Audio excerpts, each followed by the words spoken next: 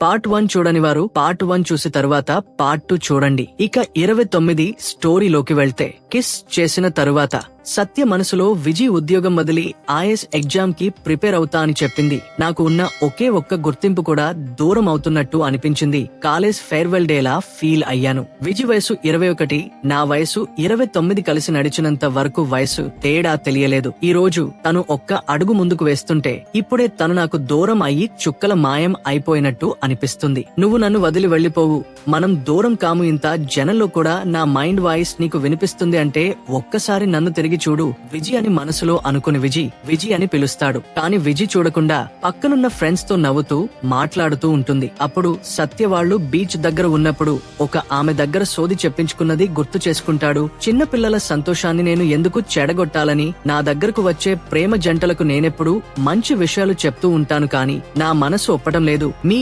ఇద్దరికి పొంతనలేదు బాబు, నువ్వు ఏదో ఒక రోజు ఎంతో కష్టపడతావు, అన్ని సవ్యంగా సాగుతున్నట్టే అనిపిస్తుంది. అదంతా తన ఆట మొదలు పెట్టే వరకే ఒకరోజు తన ఆట మొదలవుతుంది, అప్పుడు నువ్వు అల్లాడిపోతావు అని ఆమె చెప్తుంది. కట్ చేస్తే విజి ఐఏఎస్ ఎగ్జామ్ క్లియర్ చేయాలని కోచింగ్ కి వెళ్తుంది. విజి దగ్గర లేక బాధతో తనని కలవాలని కోచింగ్ సెంటర్ దగ్గరికి సత్య వెళ్తాడు. నువ్వు ఇక్కడికి ఎందుకు వచ్చావు, నేను బస్సులో వెళ్తానని చెప్పానుగా అని విజి అంటుంది. నువ్వు కనిపించకపోతే అదోలా ఉందే అని సత్య అంటాడు. నాకు మా నాన్న ఒక్కసారైనా డైరెక్ట్ గా చూడాలని అప్పుడప్పుడు అనిపిస్తూ ఉంటుంది అని విజి అంటుంది. ఎందుకు, ఎలా మమ్మల్ని వదిలేసి వెళ్లారు అని అడగటానికా అని సత్య అంటాడు. నేను మా నాన్న ఫోటోలో కూడా చూడలేదురా, ఆయన పేరు కురునిల కత్రవాన్, అది మాత్రమే తెలుసు అని విజి అంటుంది. అప్పుడు సత్య మనసులో ఎన్ని కష్టాలు వచ్చినా సరే నేను నిన్ను వదిలిపెట్టి వెళ్లను విజి అని అనుకుంటాడు. తరువాత విజి ఫోన్ చేసి సత్య గారు ఉన్నారా అని అడుగుతుంది. చెప్పండి మేడం, ఎగ్జామ్ ఎలా రాశారు అని సత్య అడుగుతాడు.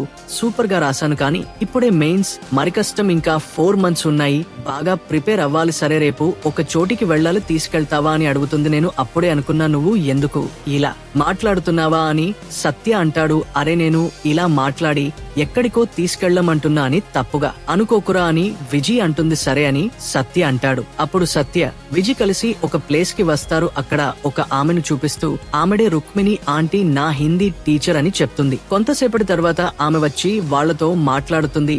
ఈ నైట్ టైం వర్షంలో బైక్ మీద ఎలా వెళ్తారు, ఇక్కడే ఉండి రేపు మార్నింగ్ వెళ్ళండి, నాకు ఫ్లైట్ టైం అవుతుంది, నేను వెళ్తాను అని చెప్పి రూమ్ కీ ఇస్తుంది. తరువాత వాళ్ళు రూమ్ లోకి వస్తారు. సత్య ఫేస్ వాష్ చేసుకుని వచ్చేసరికి విజి వాళ్ల అమ్మతో ఫోన్ మాట్లాడుతూ, అవునమ్మా చక్కగా మాట్లాడారు, నాకు ఒక హాఫ్ సారీ కూడా ఇచ్చారు, అదే నేను కట్టుకున్నాను. అవునమ్మా ఫ్రెండ్ తోనే వచ్చాను, సత్య అని చెప్పానుగా, నీకు సరే నువ్వు నిద్రపో, నేను సేపుగానే వచ్చేస్తాను అని చెప్తుంది. అప్పుడు సత్య కొంచెం దూరంగా ఉంటే అక్కడ నిలబడ్డావే అని అడుగుతుంది. విజి నీకు జ్ఞాపకముందా, మన లవ్ చేసుకోవడానికి ముందు నువ్వు ఆఫీస్ వర్క్ కంప్లీట్ అయ్యి లేట్ నైట్ ఆటోలో ఒంటరిగా వెళ్లేదానివి, అప్పుడు నేను చెప్పేవాడిని వెళ్లేటప్పుడు ఊరికే మీ ఇంట్లో వాళ్లతో మాట్లాడుతున్నట్టు ఎంతసేపు, బండి నెంబర్ ఏంటి ఇవి అని మీ అమ్మతో మాట్లాడుతూ ఉన్నట్టు నటించు, అప్పుడే ఆటో డ్రైవర్ నీతో తప్పుగా నడుచుకోవటానికి ఆలోచిస్తాడు అని చెప్పేవాడిని, ఈ రోజు నా దగ్గరే అలా నటిస్తావని నేను అస్సలు ఊహించలేదు విజి అంటాడు. అర్థం కాలేదు, ఏమంటున్నావో అని విజి అంటుంది. నీ మనసు మీద చేయి వేసుకుని చెప్పు,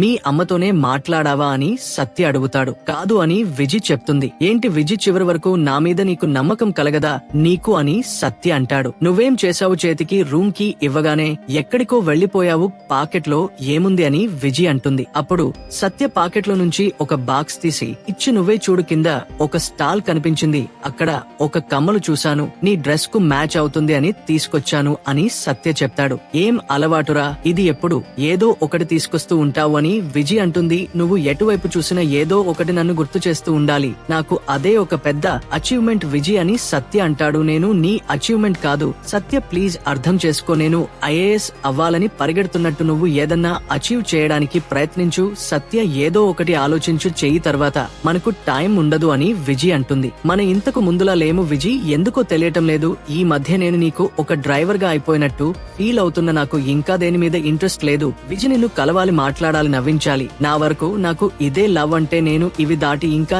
ఏమీ ఆలోచించలేకపోతున్నాను అని సత్య అంటాడు. సరే నువ్వు ఇవి దాటి ఇంకా ఏమీ ఆలోచించలేకపోతున్నావుగా, అయితే నువ్వు ఒక పని చేయి, దీన్ని ముగించే, లవ్ అన్న పేరుతో ఏదో కోరుకోవడమేగా. అది ఏంటి, ఎలా ఉంటుంది, ముట్టుకోవచ్చా, చూడొచ్చా, నెక్స్ట్ ఎక్కడ మీట్ అవ్వాలి, నెక్స్ట్ స్టేజ్ కి ఎలా వెళ్ళాలి, ఇవే ఆలోచిస్తూ నువ్వు ఇంకేం ఆలోచించలేకపోతున్నా కదా, ఈ రోజు దాన్ని ముగించేద్దాం అని విజి అంటుంది. అప్పుడు సత్య వద్దు, విజి వద్దు, పద మనం వెళ్దాం అని అంటాడు. ఇప్పుడేంటి, ఇవన్నీ పెళ్ళయ్యాక అని చెప్తావా, నాకు వాటి మీద నమ్మకం లేదు, తాళి కడితే ఏంటి, తాళి కట్టి తాగితే ఏంటి అని విజి అంటుంది. ఇప్పుడు నువ్వు వస్తావా, నేను వెళ్లిపోనా, ఇది నువ్వు మనస్ఫూర్తిగా మాట్లాడుతున్నట్లు లేదు, ఏదో తప్పులా ఉంది అని సత్య అంటాడు. మెదడుకే తప్పులు తెలుస్తుంది కానీ మనసుకి కావాలా వద్దా అని మాత్రమే తెలుస్తుంది. ఇప్పుడు నీ మనసు ఏమంటుంది అని విజి అంటుంది. నువ్వు ఏమైనా అను, నా మనసు ఒప్పట్లేదు, పద వెళ్దాం, నేను వెళ్తున్నాను అని చెప్పి సత్య బయటకు వస్తాడు. కింద ఆగి, విజి మాట్లాడింది కరెక్టో కాదో నాకు తెలియదు కానీ ప్రతిసారి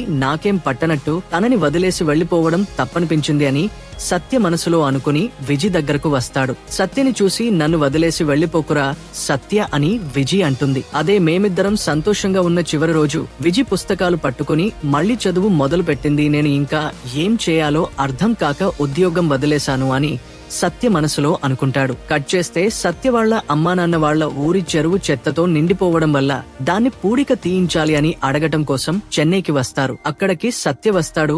అప్పుడు వాళ్ల అమ్మ విజి కోసం అని ఒక చీర తెచ్చాను, ఇచ్చేసి వెళ్దాం, తనని రమ్మని చెప్పమను అని అంటుంది. అప్పుడు సత్య తను పక్కన ఉన్న పార్క్ దగ్గరకు వస్తా అని చెప్పింది అని చెప్పి వాళ్ల అమ్మ నాన్నని తీసుకుని వెళ్లి అక్కడ వెయిట్ చేస్తూ ఉంటారు. అప్పుడు అక్కడ ఉన్న చెత్త చూసి వాళ్లమ్మ ఊరి వాళ్లతో కలిసి అంతా శుభ్రం చేస్తారు.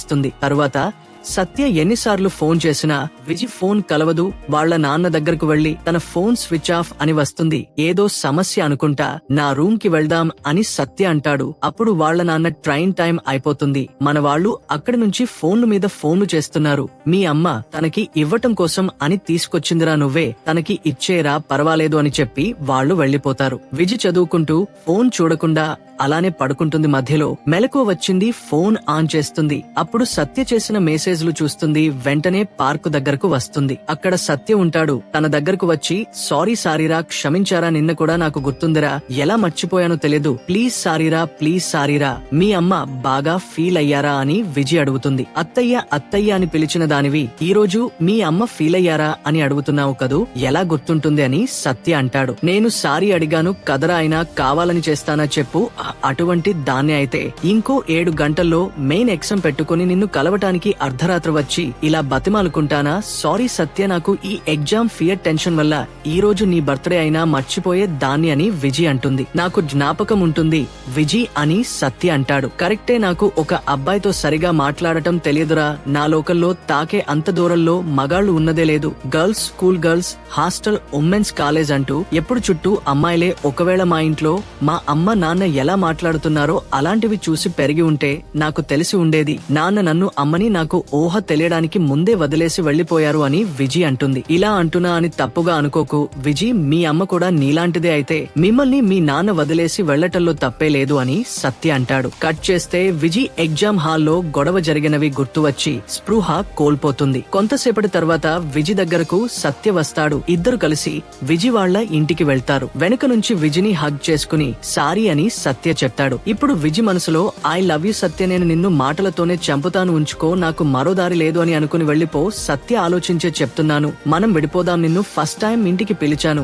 ఎందుకు పిలిచుంటానో నువ్వు అర్థం చేసుకోలేకపోయావు కదా, లోపలికి రాగానే కోగిలించుకున్నావు, ఒక అమ్మాయి ఇంట్లో ఎవరు లేరు రమ్మని పిలిస్తే అందుకు తప్ప ఇంకొక కారణమే ఉండదా, ఇంతేనే సత్య, నువ్వు ఇలా ఉండదో నా వెనక తిరగవద్దు, ఏదో ఒకటి అచీవ్ చేయడానికి ప్రయత్నించు అని చెప్పి ఈ రోజు ఎగ్జామ్ ని సరిగా రాయలేదురా, చిన్న విషయాలకు కూడా నువ్వు ఇచ్చిన ప్రెజర్ వల్ల ఎగ్జామ్ హాల్లో స్ట్రెస్ అయ్యి స్పృహ తప్పి పడిపోయాను, హాస్పిటల్లో చేర్చి స్ట్రిప్స్ ఎక్కించి పంపారు, 1 ఇయర్ పోయిందిరా అని కోపంతో బుక్స్ కింద పడేస్తుంది. ఢిల్లీలో నాకు ఒక ఉద్యోగం వచ్చింది, అక్కడ ఆ ఉద్యోగం చేసుకుంటూ అక్కడే ఐఏఎస్ కోచింగ్ కి వెళ్తాను, అమ్మను కూడా తీసుకువెళ్లిపోతాను, నీకు అది చెబుదామనే రమ్మన్నాను, నువ్వు వీధిలో నుంచి గొడవ పడతావుగా, అందుకే ఇంట్లోకి రమ్మన్నాను, నీకు ఇవ్వటానికి ఇంకా నా దగ్గర ఏమీ లేదురా అని విజి అంటుంది. నేనెప్పుడు నీకు గుర్తొస్తూ ఉండాలనే నిన్నెంతగానో టార్చర్ పెట్టాను, కానీ నువ్వు అవన్నీ దాటిపోయావు విజి, నువ్వు నన్ను ఇంతవారికి ఎప్పుడు ఇది కావాలి అది కావాలి తెచ్చిపెట్టు అని అడగలేదు, కానీ నేనే ఏదో ఒకటి తీసుకొస్తూ ఉంటాను. ఈ రోజు ఏమి తేకుండా వచ్చినందుకు ఫీల్ అయ్యాను, కానీ ఈ రోజు నువ్వే నన్ను ఒకటి అడిగావు. మనం విడిపోవటమే నువ్వు కావాలంటే మనం విడిపోదాం విజి అని సత్య అంటాడు. కట్ చేస్తే కాలేజీలో డాన్స్ చేస్తున్న వాళ్ళని వీడియో తీస్తూ ఉంటే సత్య వచ్చి వాళ్ళని కొడతాడు. గొడవ జరుగుతుంది. వాడి పేరు సత్య. ఆ రోజు నా పెళ్లిలో గొడవ చేశాడని చెప్పానే, అది వాడే. ఈ రోజు మన కాలేజీ వచ్చి మన మనిషిని కొట్టాడు. అది చాలా అన్నట్టు ఓరందరిని పోగేసుకుని చెరువుని దత్తత తీసుకుంటాడు అంట.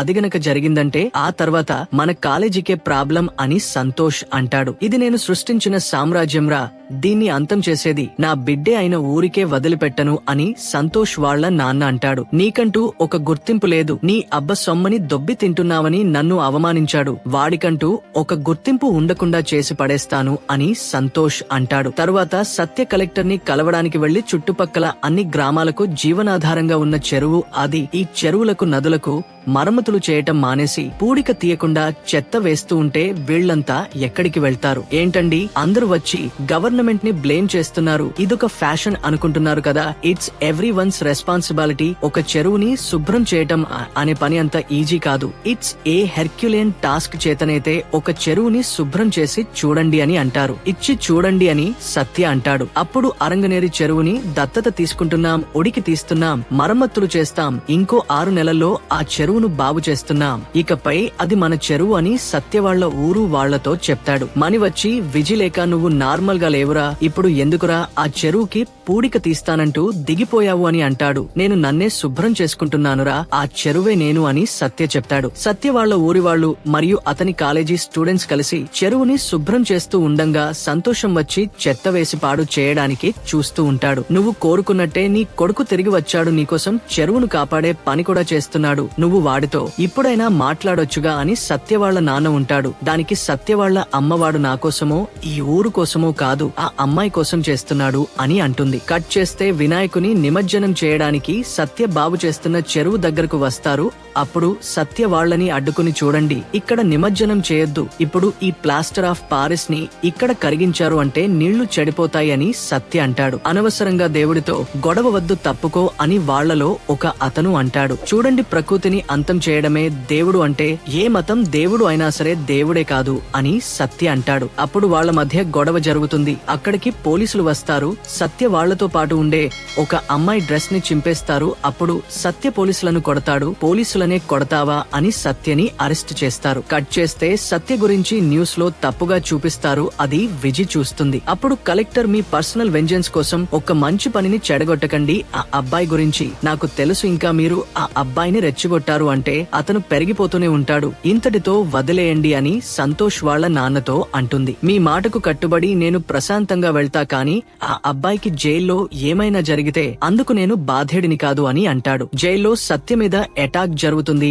వాళ్ళని సత్య కొడతాడు. తరువాత నన్ను కాపాడు అమ్మ, నేను దేని మీద ఫోకస్ చేయలేకపోతున్నాను, నేను ఎంత దూరంగా ఉంటున్నా కూడా నా జ్ఞాపకాలలోకి వచ్చేస్తున్నాడు, నా వల్ల కావటం లేదు అని సత్య గురించి వాళ్ల అమ్మతో విజి చెప్తుంది. జైల్లో ఉన్న సత్యని కలవటానికి వాళ్ల అమ్మ వస్తుంది. ఆ చెరువుని శుభ్రం చేసింది విజి చెప్పింది. అను, నువ్వు నాతో మాట్లాడతావో అని కాదు అమ్మ, దాన్ని నాకోసం నేను ఎవరినో తెలుసుకోటానికి అది కనిపెట్టేశాను, ఇంకెప్పుడు పోగొట్టుకోను నన్ను. ఇవాళ రాత్రి ఏదో చేయబోతున్నారు, ఏదైనా ఫేస్ చేయటానికి రెడీగా ఉన్నాను, కాని నేను పోతే ఇప్పుడు పడిన శ్రమంతా వృధా అయిపోతుంది అమ్మ, నేను తప్పించుకోవాలి అంటే ఒకే దారి ఉంది, నువ్వు బయటికి వెళ్లగానే మీడియా వాళ్లు వస్తారు, వాళ్ల ముందు బాగా ఏడువు అని సత్య చెప్తాడు. అప్పుడు సత్య వాళ్ల అమ్మ జైలు నుంచి బయటకు వచ్చి మీడియా వాళ్ల ముందు ఏడుస్తూ, నా బిడ్డని చంపేస్తారు అంట, ఊరికి మేలు చేసిన నా బిడ్డ మీద తప్పుడు కేసులు బనాయించారు, ఇప్పుడు వాడిని చంపేస్తారు అంట, నా బిడ్డని కాపాడండి అని చెప్తుంది. దానివల్ల అబద్ధపు కేసుతో అరెస్టు అయిన సత్యని విడుదల చేయాలి అని ప్రజలు, కాలేజ్ విద్యార్థులు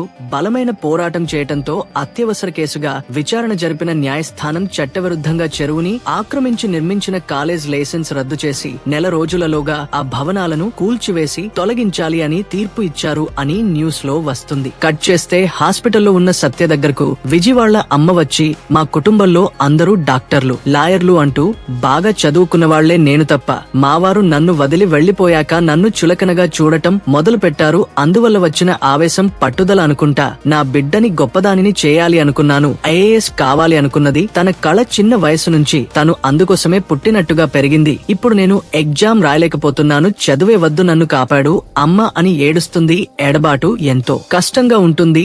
నాకు నా బిడ్డ కావాలి, తను ఈ ఎగ్జామ్ రాయాలి. ఒక అమ్మగా నా బిడ్డకి ఏదో ఒకటి చేయాలి అనిపిస్తుంది. నువ్వు ఒకసారి తనతో ఫోన్ లో మాట్లాడతావా అని అడుగుతుంది. తరువాత మణి వస్తాడు. నేను ఎన్ని రోజులుగా హాస్పిటల్లో ఉన్నా అని సత్య అడుగుతాడు. 10 రోజులుగా స్పృహ లేకుండా ఉన్నావు, నిన్ను చూడనివ్వలేదు కూడా. మొత్తానికి నువ్వు కోలుకున్నావురా, అది చాలు. నువ్వు జైల్లో ఉన్నప్పటి నుంచే ఏవేవో జరిగాయరా. నీ అరెస్ట్ ని నేషనల్ న్యూస్ చేశారు. నువ్వు పడిన కష్టం వృధా కాలేదు. నేను వీడు ఇవి అన్ని ఎందుకు చేస్తున్నాడా అనుకున్నాను. ఈ రోజు నేనే చెప్తున్నాను అరంగనేరి చెరువు ఎలా ఉంది అంటే అని. మణి అంటుంటే చెప్పొద్దు, నేను చూడాలి అని సత్య అంటాడు. తరువాత సత్య చెరువు దగ్గరకు వచ్చి చెరువుని చూస్తూ, మనం ఎవరు అన్న ప్రశ్నకి మన పేరు, ఊరు, దేశం, భాషో, కులమో, మతమో, రంగో సమాధానం కాదు. మనం ఎవరు అన్న ప్రశ్నకి అన్వేషణే మన జీవితం. విజి చెప్పినట్టుగా ఒక గమ్యాన్ని నిర్ణయించుకుని దాన్ని వెతుక్కుంటూ వెళితే ఆ సంతోషం ఎలా ఉంటుందో ఇప్పుడే అర్థం అవుతుంది అని మనసులో అనుకుంటాడు. కట్ చేస్తే విజి కోసం సత్య, మణి ఢిల్లీ వచ్చి రోడ్డు మీద ఉండి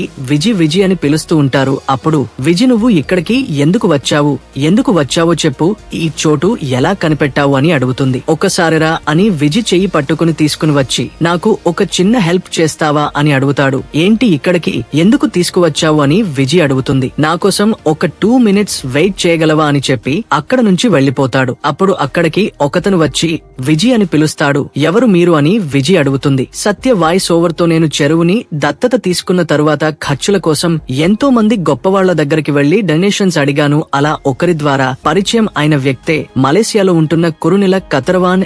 ఎక్కడో విన్న పేర్ల ఉందే అని ఎంక్వైరీ చేస్తే ఆయనే విజి వాళ్ల నాన్న అని తెలిసింది అని చెప్తాడు. అప్పుడు నువ్వు నా బిడ్డవమ్మ, క్షమించమ్మా అని అంటాడు. తరువాత విజి వట్టి చేతులతో, రావటం నీ వల్ల కాదా అని అడుగుతుంది. నువ్వే కదా మీ నాన్నని ఒక్కసారి అయినా కలిసి నాన్న అని పిలావాలి అని ఆశపడ్డవు, అందుకే తీసుకొచ్చా. హాస్పిటల్లో ఉన్నప్పుడు మీ అమ్మగారు వచ్చి నన్ను కలిశారు. విజి, నువ్వు ఎగ్జామ్ రాయాను అని మొండికేశావు అని చెప్పారు. నువ్వు నన్ను వదిలేసి వెళ్లిపోదాం అని తీసుకున్న నిర్ణయం వరకు ఓకే, కాని ఇప్పుడు నువ్వు తీసుకున్న నిర్ణయం తప్పు. విజి, నువ్వు వెళ్లిపోయిన తరువాతే నువ్వు నన్ను ఎందుకు వదిలేసి వెళ్లవో అర్థమయ్యింది. ఆ బాధ నాకు అవసరమైంది. నిజానికి నాకు నేర్పేవాళ్లు ఎవరు లేరు. నాకు నచ్చింది ఏంటో, నాకు ఏది ఈజీగా వస్తుందో తెలుసుకోవటానికే సగం వయసు అయిపోయింది. 30 ఏళ్లు వచ్చేస్తే ఇంకా ఏం సెటిల్ అవుతాను. ఎప్పుడు నాలాంటి వాళ్ళు 29 ఏళ్లకే మేల్కొంటున్నారు. అంతవరకు ఏదో చేస్తూ వచ్చిన దానితో సరిపెట్టుకుంటూ ఉంటాం. విజి, కాని నువ్వు అలాంటి దానివి కాదు. నీకు ఏం కావాలో వద్దో బాగా తెలుసు. తండ్రి సపోర్ట్ లేకుండా, బంధువుల సపోర్ట్ లేకుండా నిన్ను ఒంటరిగా మీ అమ్మ ఇంతదాన్ని చేశారు. నన్ను వెతుక్కుంటూ అంత దూరం వచ్చారు. ఆమెడ కోసం అయిన నువ్వు గెలవాలి. విజి, నిన్ను కలెక్టర్ని చేయడమే మీ అమ్మ లక్ష్యం. అందుకైనా నువ్వు గెలవాలి. విజి, ఎగ్జామ్ రాస్తావా అని అడుగుతాడు.